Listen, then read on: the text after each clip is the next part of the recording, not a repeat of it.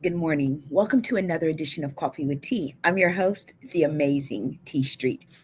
Today's cup, courage and kindness, and it goes with today's message.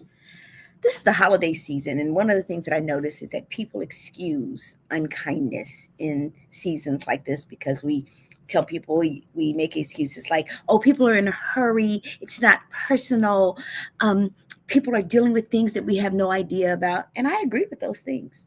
But can I tell you, if we then choose to be kind in the seasons where other people are not, we become the exception rather than the norm. And you weren't created to be the norm, you were created to be exceptional. So today I just came by to say, whatever you do, don't skip the process of kindness in a cruel world. We live in a world where cruelty is often loud. It seems louder and it feels louder than kindness.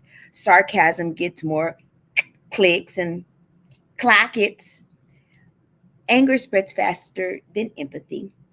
And yet, kindness still has power. Not just because it's soft, but because it's intentional. Kindness doesn't just happen, it is a process where we choose to walk through, even when the world gives us reasons not to be kind. Even when the world isn't kind, we can still choose kindness.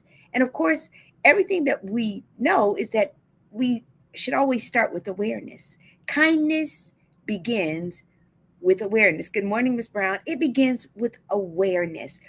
What does that mean, T? Kindness starts when we notice. Cruelty thrives on indifference. When we are indifferent to people, cruelty is allowed to persist. When we rush past people's pain, when we dismiss people, or when we assume the worst about people. Kindness, it asks different questions. When you choose to be kind, you ask questions like, what might this person be carrying of which I know nothing? What don't I know about their story? Awareness slows us down, y'all, just so enough so that it shifts us from reacting to people to responding to people.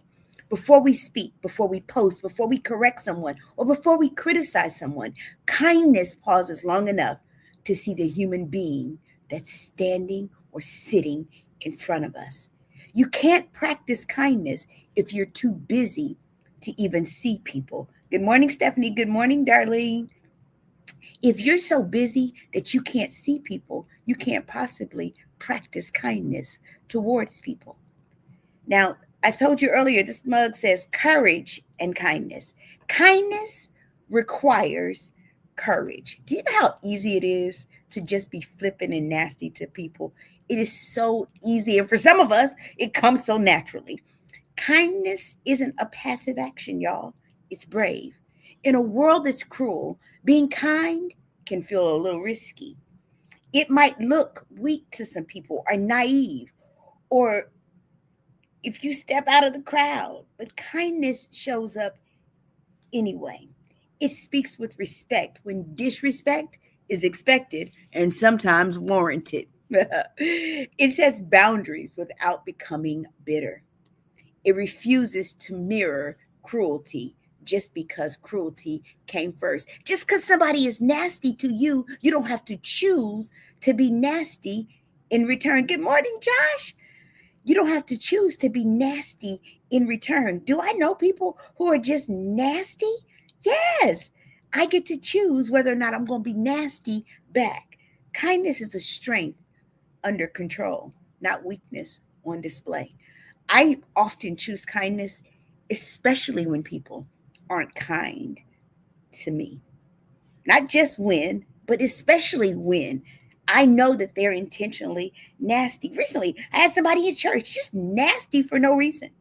No reason. I've never ever done anything to them except be kind, except engage them. And can I just tell you, that day I just chose kindness. I said, whatever is bothering them is not about me. So I'm not going to internalize it. I'm going to be kind in spite of their cruelty. Because at the end of the day, God doesn't hold me accountable for them, but He does hold me accountable for me. And the third thing, if in the process of kindness in a cruel world is that kindness multiplies through consistency. Well, I was nice that one time. Y'all, that's not how we make impact. One kind act, it's meaningful, but it's not impactful. Consistent kindness is a thing that can transform your life. Small, repeated acts create ripple effects in people's lives. I've seen it. I've seen people change my heart posture. And Lord knows I've seen me change the heart posture of others just through my consistency. And sometimes that consistency looks like a listening ear. Sometimes it's a calm response versus a response that's over the top. It's a word of encouragement. I don't know what you're going through, but I just need you to know that I see you and I'm praying for you. A refusal to join in tearing someone down. Y'all, I don't jump on bandwagons. I'm not that kind. I'm not that girl. Just because everybody is disliking somebody and it's the cool thing to do, I'm not her. I was her in middle school, but can I tell you, I'm a grown woman. I don't practice childish things because I am all up in grown and I don't do pile on behavior where, oh, they got something nasty to say and we all get together and we tear people down.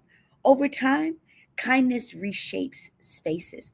Did you know that kindness can reshape your home?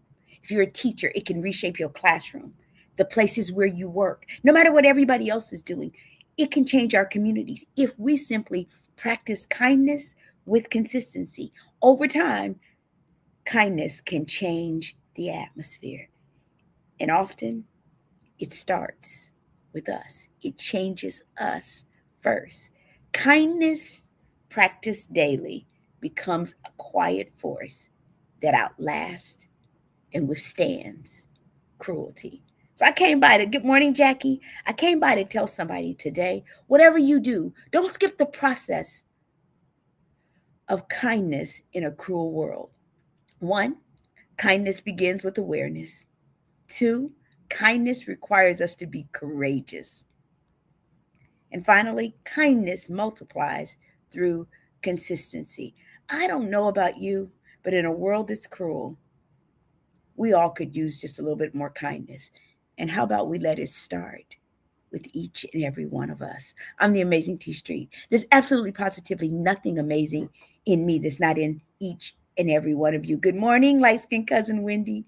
So, whatever you do, go out and be kind on purpose. Have an amazingly kind day.